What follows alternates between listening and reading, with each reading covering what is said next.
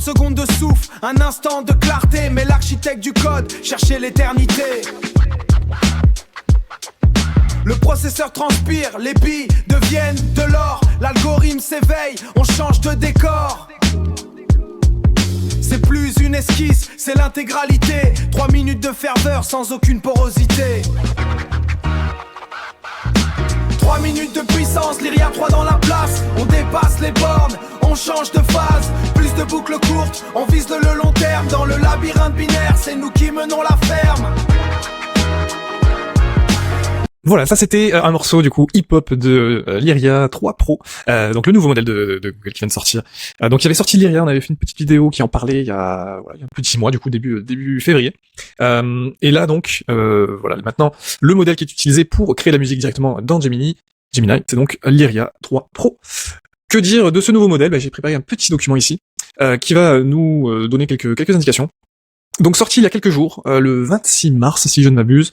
La grosse nouveauté, c'est qu'on est passé de 30 secondes à 3 minutes de génération maximum. Donc là typiquement sur la vidéo que je vous ai montrée, elle fait 2 minutes 53, voilà, donc ça dépend un petit peu de ce qu'on lui demande, de ce qu'il arrive à générer. Mais voilà, c'est plutôt, en tout cas, je trouve assez bluffant. Au niveau des paroles, etc., des voix différentes utilisées, du côté synthétique, on ressent vachement moins. Voilà, donc ça c'est mon petit avis personnel en tout cas en l'utilisant pour un outil qui est intégré dans Gemini, etc. sans abonnements supplémentaires, je trouve ça plutôt sympa. Là j'ai fait un morceau plutôt a cappella ou non folk a cappella, c'est ça. Et c'était le temps s'étire dans l'espace.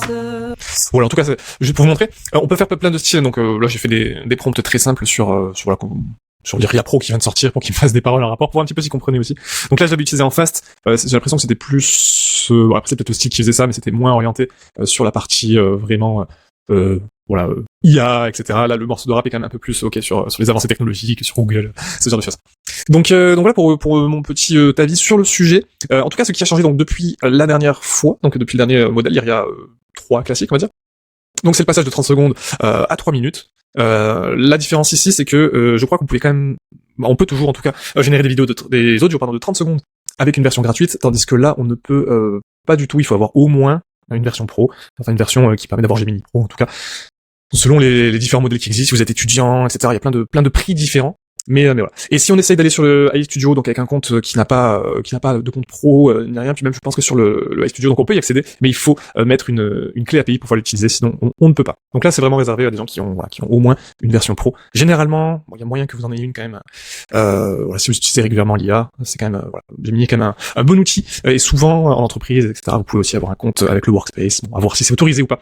Je vous laisse vous renseigner. Mais en tout cas voilà, donc plutôt accessible, ça c'est le côté que j'aime bien. C'est en plus de tout ça, une compréhension structurelle. Donc ça, ce qui est beaucoup ressorti, c'est que, et en effet, je l'ai vu avec les morceaux là que j'ai générés, on a la partie intro, couplet, refrain, les ponts, les outros, enfin voilà, toutes les parties d'une chanson qui sont plutôt bien mis en place, on va dire, je sais pas comment dire, qui sont bien construits, avec des variations de tempo, avec de l'ajout d'instruments et tout ça. En tout cas, j'ai trouvé ça plutôt cool. Pas un professionnel du domaine, donc je peux pas me porter dessus, mais ce qu'en disent en tout cas certains professionnels qui se sont penchés sur le sujet et qui sont pas complètement fermé à l'IA, je peux comprendre aussi.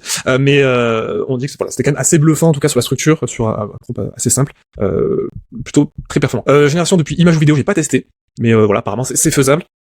Donc à partir d'une vidéo, ça peut être intéressant. Le SynthID sur tous les morceaux, donc ça c'est la partie vraiment pour savoir que c'est un audio qui a été généré par de l'IA. Voilà, c'est un gros sujet actuellement sur Spotify, etc. Il y a beaucoup de sujets sur les morceaux créés par IA. Voilà, des problèmes de droits d'auteur, des choses comme ça. Donc là, ils ont voulu vraiment bloquer tout problème. Il y a le SynthID qui est dessus et qui normalement n'est pas, on peut pas l'enlever en tout cas. C'est intégré dans. Alors, je sais pas comment ils ont fait sur l'audio. Sur la vidéo, je sais que c'est intégré directement au pixel, donc les copier-coller ne fonctionne pas. Sur l'audio, j'imagine pareil. Il doit y avoir un truc dans dans l'encodage de l'audio qui fait que on ne peut pas.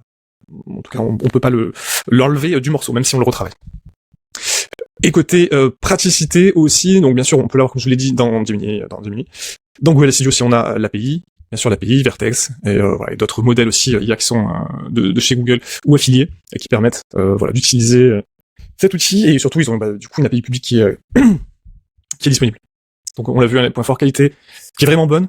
Qualité studio, on n'a pas d'artefacts, enfin je l'ai pas eu, de petits artefacts, pas de paroles qui se finissent bizarrement. Bon, on a en français, des fois, tout à l'heure on entendait sur algorithme, c'était un peu, c'est pas parfait en tout cas la prononciation, mais voilà, ça peut paraître plutôt naturel aussi, parfois c'est certainement compliqué. Autre chose intéressante, donc l'API qui est ouverte, on l'a vu, donc on peut générer beaucoup de contenu, voilà, si on a besoin sur des besoins très spécifiques. Derrière, on peut générer via API, donc c'est plutôt intéressant pour faire de l'automatisation de vidéos, de fonds, de plein de choses qui sont possibles. Donc là, c'est un côté qui est vraiment cool. La partie sécurité juridique, donc forcément les droits, on sait d'où ils viennent et où ils vont. Voilà, et aussi une chose qui est intéressante, on peut faire la partie prompt négatif, hein, tout ce qu'on ne veut pas dans la musique, pour lui dire par exemple ici ne parle pas. Dans mes exemples, par exemple, ne parle pas d'un concurrent, de Suno, je ne sais trop quoi. Voilà, moi, il ne doit pas le faire. Ce que les gens disent, donc plutôt un sentiment positif en tout cas. Voilà, donc dans les choses, les gens qui sont vraiment très contents de la structure qu'on a maintenant, c'est vrai que la différence avec la version de 30 secondes, c'est qu'on avait quasiment une chanson en 30 secondes, donc c'était très court, genre plutôt une intro, quelque chose qui allait très vite sur le refrain et une sortie. Là, on a quelque chose de quand même beaucoup plus travaillé. Voilà, donc plutôt intéressant. Je laisse regarder un petit peu plus ce qui en a été dit en tout cas. Sur la partie comparaison, justement, parce que Suno a sorti un modèle le lendemain. Je pense que Lyria a sorti plutôt un modèle en connaissant la date de sortie de Suno, ou pas, ou enfin voilà, je n'en sais rien, mais bon, c'est quand même étrange que les deux sortent en même temps, ou en tout cas voilà, Suno a vu la sortie de Lyria et en a profité peut-être de la petite montée de hype sur la génération audio à ce moment très précis, et avec son modèle qui était prêt. Tout est possible. Tout est possible, quoi.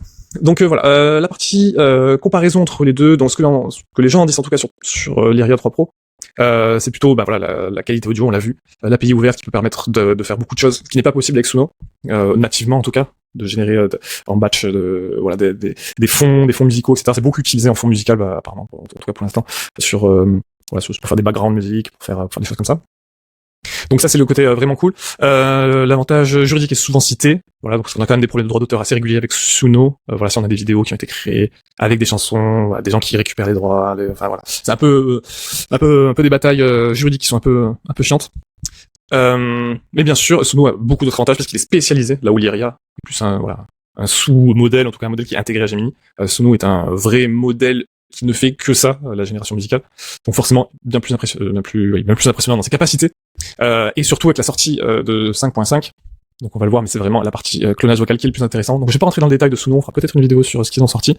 Mais en tout cas, ici, plutôt donc sur la longueur des vidéos, donc on peut aller jusqu'à 8 minutes avec Suno. Bon, la plupart des musiques studio font autour de 3 minutes, donc c'est plutôt pas mal pour pas mal de choses. Mais forcément, avec 8 minutes, pour des musiques peut-être d'ambiance, background, méditation, tout ça, ça peut être intéressant d'avoir plus de variation, plus de longueur. Bon voilà, les points qui sont intéressants, forcément, Suno, c'est la meilleure qualité, le meilleur Hello. On a vu la possibilité d'avoir un clonage vocal depuis très peu de temps, donc c'est-à-dire qu'on peut enregistrer mettre notre propre voix, entre guillemets, faire des micros d'enregistrement, avec des vérifications de temps en temps, ce qui va permettre de vérifier que c'est bien notre voix et qu'on n'a pas enregistré la voix de quelqu'un. Il va nous demander de lire une phrase spécifique. Mais ce qui nous permet de chanter nous-mêmes sur les chansons, donc ça peut être intéressant pour pas mal de choses, avec des dérives qu'on peut imaginer aussi sur la génération musicale, mais pourquoi pas on peut créer nous-mêmes des modèles. Voilà, bon après c'est la différence entre les deux, le fait qu'on n'ait pas de watermark IA précis en tout cas sur Suno, c'est le truc. Le prix, donc là ce qui est bien avec Gemini, c'est qu'on est sur un outil qu'on a parfois déjà, donc on n'a pas besoin de payer en plus pour utiliser cette génération musicale, cette génération audio. Là où sur Suno, c'est au moins un abonnement complémentaire qu'il faut prendre juste pour ça. On peut commencer gratuitement aussi avec Suno, mais on sera très vite limité. Mais pour tester, ça peut être intéressant. Donc voilà, lequel choisir si on devait choisir entre les deux? Ça dépend vraiment de votre usage forcément. Si vous voulez juste générer quelques petites chansons comme ça, sans pouvoir les retravailler, juste en one shot avec un prompt. Parce que c'est un des avantages de Suno et des inconvénients aussi de Lyria, c'est que on peut pas lui demander de retravailler, de dire ah non le refrain là il est un peu trop long, ou j'aimerais que tu fasses la même chanson exactement mais que tu changes cette phrase. Voilà, ça ne sera pas possible. Lyria à chaque fois fait du one shot, donc voilà, donc c'est très limité sur les optimisations, en tout cas pour l'instant.